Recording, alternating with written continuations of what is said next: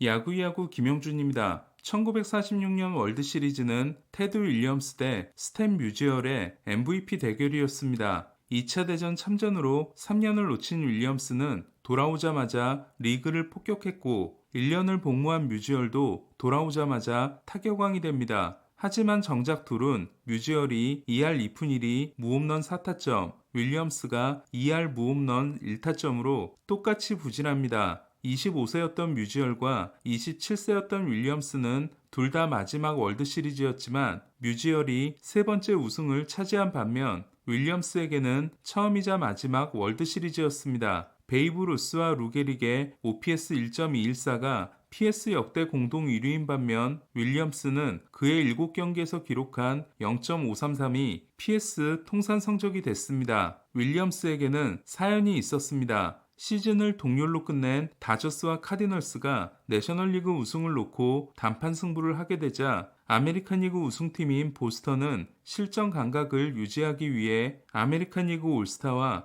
연습 경기를 합니다. 윌리엄스는 그 경기에서 팔꿈치에 공을 맞아 정상적인 몸 상태가 아니었습니다. MVP 타자들의 월드시리즈 대결은 1946년 윌리엄스 대 뮤지얼, 1957년 미키 멘틀 대 행크 앨런, 1980년 마이크 슈미트 대 조지 브렛에 이어 올해가 역대 네 번째였습니다. 그리고 오타니는 1할 5리 무홈런 무타점, 저지는 2할 2푼 1리 1홈런 3타점에 그쳐 1946년과 똑같은 상황이 됩니다. 기록으로는 저지가 근소 우위이지만 월드시리즈를 망친 쪽은 저지였습니다. 그리고 저지가 가을 야구를 망친 건 이번이 처음이 아니었습니다. 2022년에 62홈런을 친 저지는 포스트 시즌에서 크게 부진합니다. 특히 휴스턴과 ALCS에서는 4경기에서 1단타 1볼넷에 그쳤고 양키스는 4연패로 탈락합니다. 올해도 PS 첫 5경기에서 홈런 없이 타점이 하나였던 저지는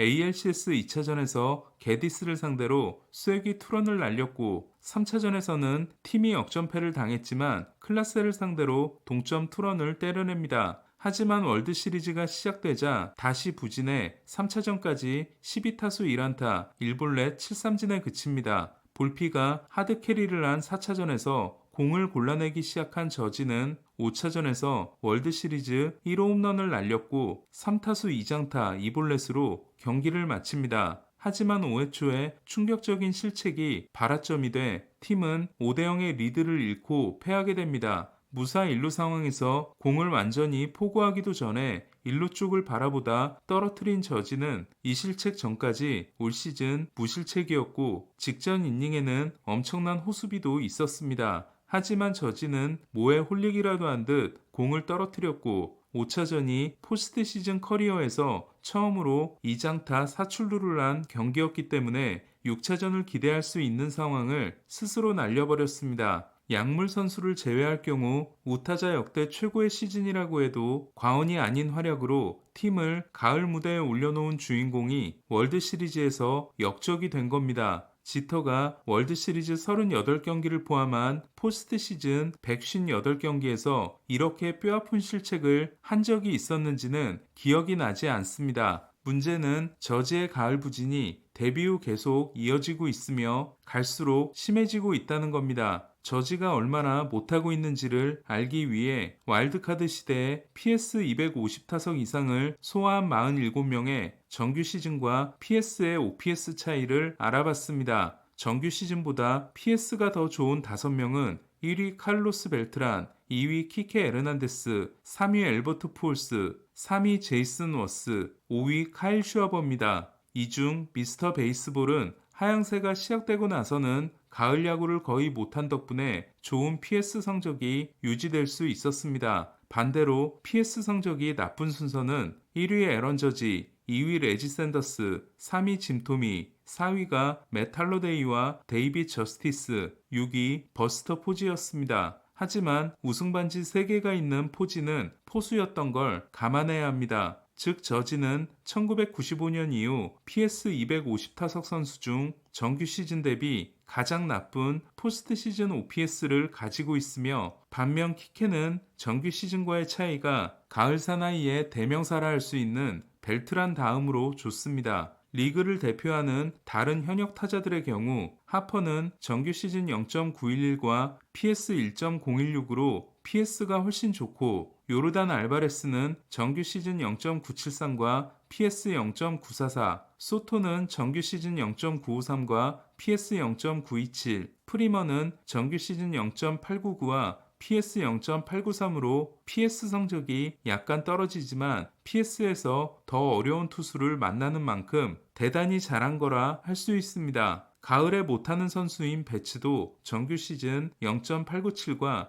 PS 0.762로 저지만큼의 차이는 아니며, 한때 양키스의 가을 역적이었던 에이로드도 정규 시즌 0.930과 PS 0.822로 저지와 비교 대상이 아닙니다. 이에 저지의 가을 부진은 매우 심각한 수준이라 할 수 있는데, 저지와 비슷했던 선수를 찾아보면 정규 시즌 0.948과 PS 0.685로 0.263의 차이가 저지의 0.242와 비슷한 제프 베겔이 있었습니다. 베겔이 간판이었던 시절 휴스턴은 포스트 시즌에 6번 갔지만 한 번도 우승하지 못했고, 베겔은 은퇴 시즌이었던 2005년에 처음으로 간 월드 시리즈에서도 부진했습니다. 심지어 베겔의 옆에는 가을만 되면 베겔 못지않게 되는 크랙 비지오가 있었습니다. 저지는 가을에 왜 못하는 걸까요? PS에서 투수의 수준이 올라가기 때문이라고 하기에는 저지가 찍고 있는 성적은 쉬운 투수들만 패서는 나올 수 있는 성적이 아닙니다. 가을에만 통하는 저지 공략법이 따로 있는 것도 아닐 겁니다. 이는 결국 심리적인 것으로 컷쇼와 비슷한 문제일 수 있습니다. 다만 저는 올 시즌만큼은 다른 문제를 제기하고 싶습니다. 첫 35경기에서 2할 9리 6홈런에 그친 저지는 이후 94경기에서 45홈런 103타점, OPS 1.379에 미친 활약을 합니다. 저지는 다시 슬럼프가 오지만 시즌 종료를 앞두고 개인 타이 기록에 해당되는 5경기 연속 홈런을 터뜨립니다.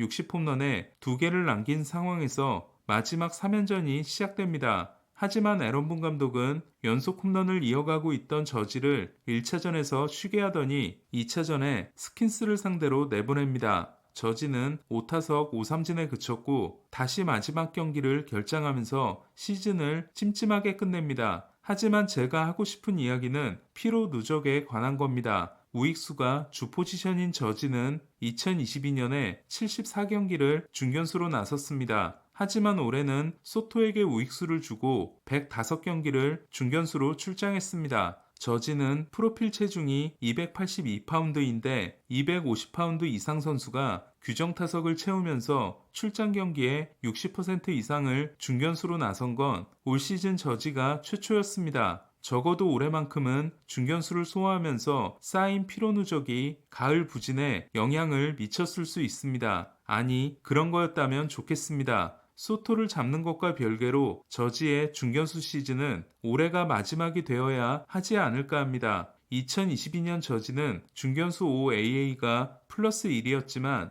올해는 마이너스 6이었습니다. 반면 우익수로서는 플러스 1이었습니다. 가을 야구가 아니더라도 중견수 저지의 시간은 끝난 게 아닌가 합니다. 컷쇼가 가을에 약한 투수가 된 것에는 팀이 무리하게 몰아붙인 것도 있었습니다. 2013년 다저스는 정규 시즌에서 236이닝을 던지고 디비전 시리즈 1차전에서 124구를 던진 컷쇼를 당겨 쓸 이유가 없는 상황에서 3일을 쉬게 하고 4차전에 냅니다. 컷쇼는 그 경기를 잘 던지지만 지금의 이미지가 시작된 NLCS 6차전의 붕괴는 누적된 피로감이 원인이었을 수 있습니다. 이는 프리드먼과 로버츠로 바뀌고도 달라지지 않아 컷쇼는 2018년까지도 가을에 불규칙한 등판을 계속하게 됩니다. 다시 저지 이야기로 돌아가서 양키스는 내년이 33세 시즌인 저지를 더 각별히 관리할 필요가 있어 보입니다. 저지가 그 엄청난 거구를 가지고 중견수로 100경기 이상을 출전하며 완주한 건 기적에 가깝다고 할 수 있습니다. 저지 개인으로서도 5차전의 충격을 극복해야 하지만 양키스에게 우승을 안길 수 있습니다. 가을 저지는 가을 컷쇼처럼 부정적인 의미로 남게 될까요? 아니면 내년부터 대반전이 시작될 수 있을까요? 야구야구 김영준이었습니다.